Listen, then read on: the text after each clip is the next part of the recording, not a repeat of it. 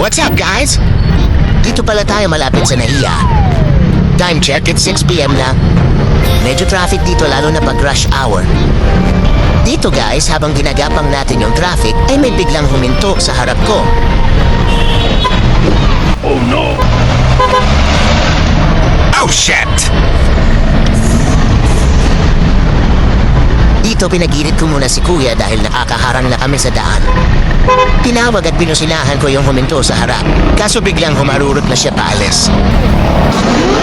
Chinek ko muna yung motor ko, baka may damage. Buti wala naman nabasag at medyo na-UP lang ng kunti yung plaka ko. Dito in-explain ko sa kanya na may huminto sa harap ko.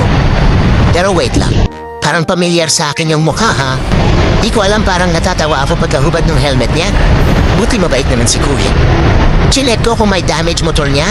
Buti wala naman. Nagsorry na siya sa akin dito kasi siya nakabunggo. Pinasakay ko na si ma'am dito para hindi na rin siya maabala. Buti naging smooth naman at pareho kami nagpakumbaba.